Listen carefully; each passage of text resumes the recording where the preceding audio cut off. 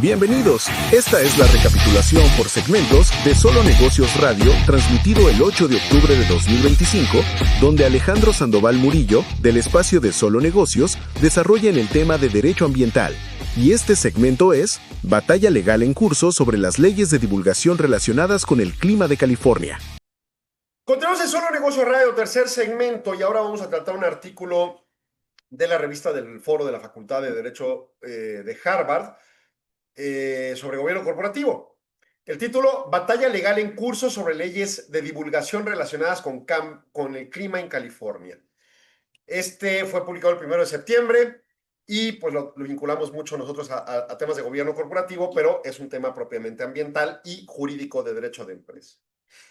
Entonces, el artículo es un memorándum, o está basado en el memorándum de John Solórzano, socio de James Dawson, y Josh Rutenberg, asociado de Vinson and Elkins, dos firmas de abogados.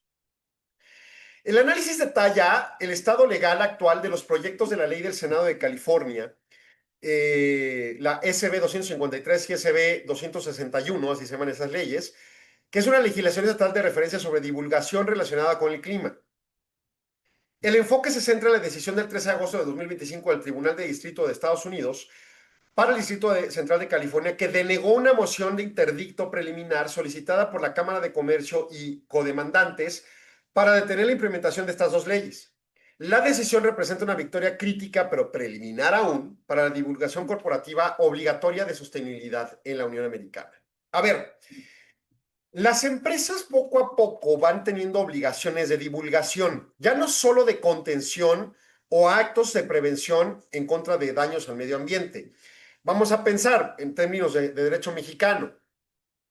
Yo, restaurante, por ejemplo, tengo la obligación con la Junta de Aguas y la legislación correspondiente en el estado de Chihuahua de tener ciertos aparatos que excluyan en mi drenaje a las aguas con grasas y no lo mande esas grasas al vertedero, al desagüe.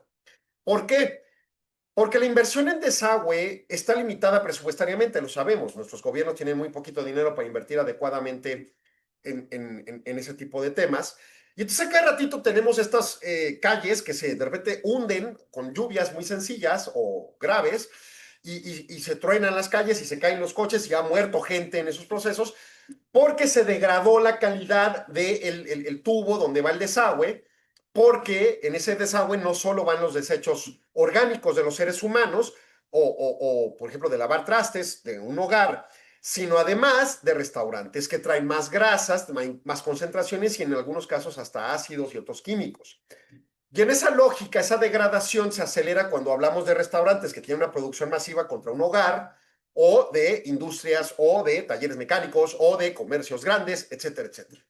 Entonces, el gobierno dice, bueno, si todos generan un daño, pero está muy complicado ir a exigirle a los hogares, pues mínimo vamos a exigirle a los restaurantes y a los comercios y a las industrias y demás que separen sus aguas. En algunos casos incluso piden tener estas tratadoras de agua en pequeños restaurantes y medianos y grandes. No les piden eso, pero sí les piden, sepárame tu agua, sepárame tus grasas y tus químicos y no mandes todo al desagüe. Esa es una legislación que impone un criterio de prevención para no ir a dañar el desagüe y tengamos en última instancia esa aceleración del consumo de ese tubo y luego esas desgracias que ocurren. O la necesidad de estar invirtiendo dinero en algo que no se tenía previsto si se hubiera manejado bien, etcétera, etcétera.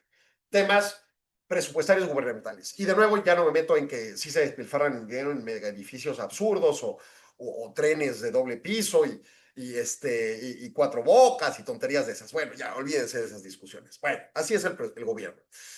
Pero también viene, y sobre todo con empresas que cotizan en bolsa obligadas a llevar prácticas de gobierno corporativo, la obligación de divulgación.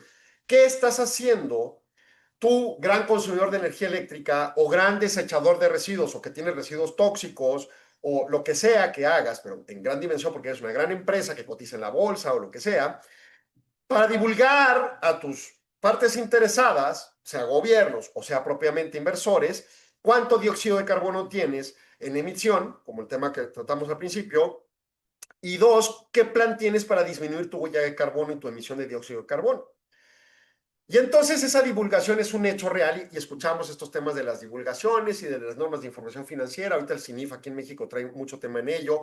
Nosotros en IMEF, en Gobierno Corporativo, Comité, estamos tratando mucho tema al respecto. En ANADE lo hacemos en el Comité de ESG y en el Comité de Derecho Ambiental. Y entonces traemos mucho la temática de divulgación. Bueno, aquí el tema es que el gobierno de California, por medio de su legislatura, dice, bueno, independientemente de lo que haga el gobierno de Estados Unidos, yo sí voy a obligar a las empresas a que me empiecen a divulgar por ser el Estado de California y tener nuestras potestades constitucionales de una república federalizada, que ocurre en Estados Unidos. En México estamos abandonando ese criterio, estamos provocando que los gobiernos estatales sean meras departamentitos administrativos y estamos quitándole su empoderamiento de política legislativa a diestra y siniestra. O sea, a mí no me puede venir nadie a decir que eso no está pasando porque tiene más de 20 años pasando y es ridículo, pero es un hecho. En fin, en California, en Estados Unidos, el legislativo dice, yo me empodero y tomo la decisión.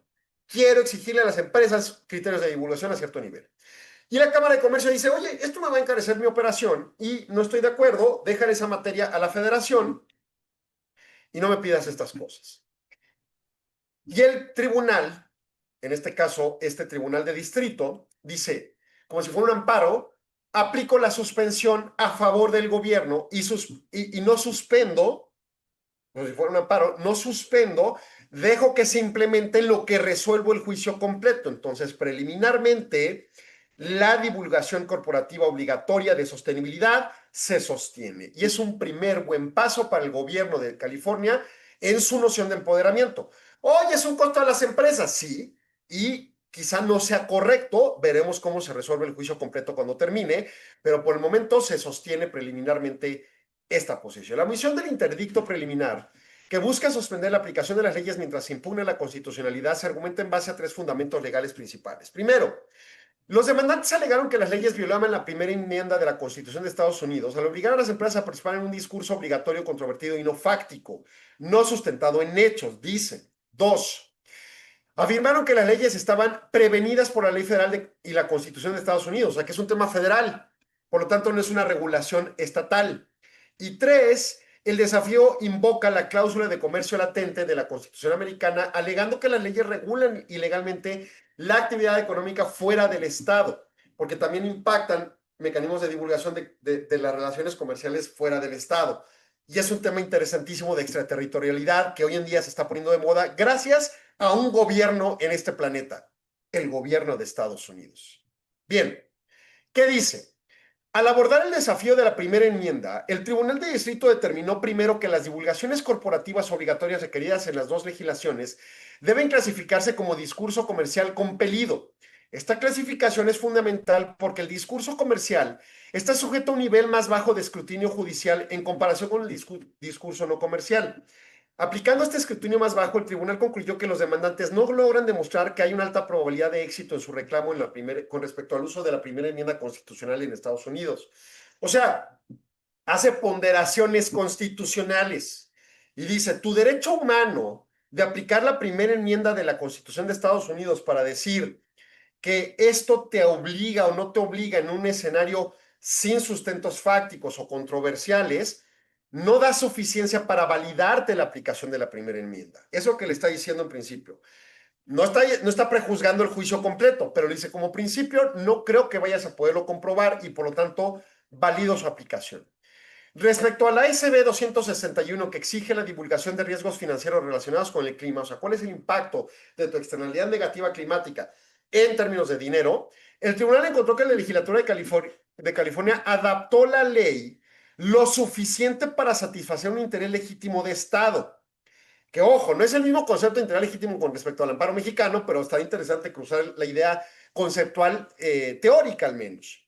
El interés se define como proporcionar a los inversores información confiable para que tomen decisiones informadas del impacto del riesgo relacionado con el clima en sus decisiones de inversión, justificando la divulgación obligatoria. Entonces, ¿qué le está diciendo con respecto a este concepto de interés legítimo hacia los inversores? Dice, tú, inversionista, fondo de inversión que trae su dinero para ir a meter a la empresa A o B, quieres saber, tienes el objetivo de saber, y yo gobierno te lo voy a considerar, ¿cuál es el alcance de mi inversión y el impacto que va a generarse por esta empresa, ya sea de previo o posterior en su proceso de producción, en el cambio climático, en la afectación ambiental.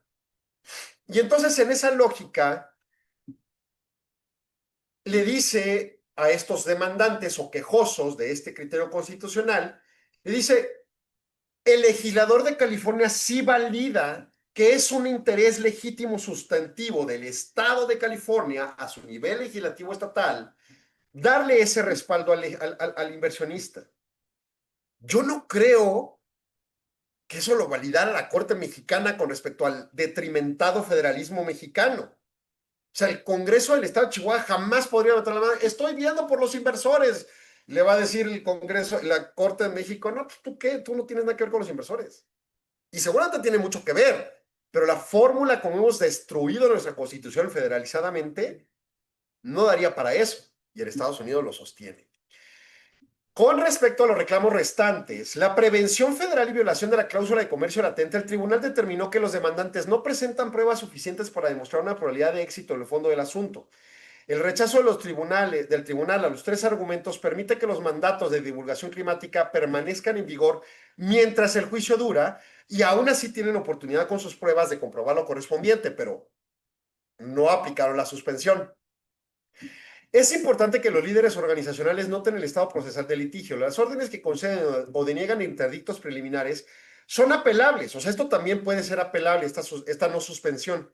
Como resultado, los demandantes presentaron la apelación ante el Tribunal de Apelaciones del 9º Circuito de Estados Unidos el 20 de agosto. La apelación podría acelerar la aclaración sobre la aplicabilidad y constitucionalidad final de las 2 leyes. A pesar del litigio en curso, se aconseja a las organizaciones que puedan estar sujetas a las leyes que procedan bajo el supuesto de que los requisitos de presentación de informes obligatorios se van a mantener. La presentación sigue vencida se vencerá el 1 de enero de 2026, así que tienen que ir preparando los informes independientemente del resultado de las apelaciones porque en una de esas se las aplican. También van a requerir la presentación de informes bajo la SB 253 en el año 2023. Exige a las empresas mantener su infraestructura de gobernanza, recopilación de datos y cumplimiento y cumplir los plazos a la espera de suspensiones judiciales posteriores al fallo o el fallo definitivo del juicio. Así que no pueden estar con la idea de que vamos a ganar el juicio y no hago nada. Aguas, porque se les viene tiempo encima y las sanciones pueden ser duras. No las veo a la vista propiamente, pero seguramente tendrán implicación.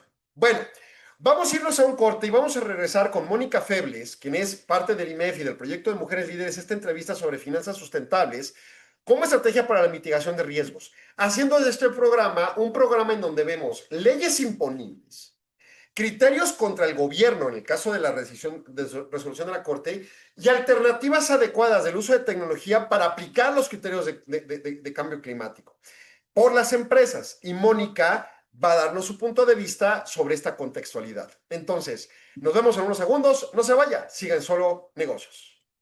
Agradecemos su atención. Solo Negocios Radio se transmite de lunes a viernes de 4 a 5 p.m. a través de Radio Mexicana 1300 AM de Ciudad Juárez o en nuestras redes sociales. Si gusta ver los siguientes segmentos, el programa completo u otros programas y segmentos, siga indicaciones en el texto adjunto o visite www.solonegocios.mx. Radio Mexicana, nuestras noticias, presentó.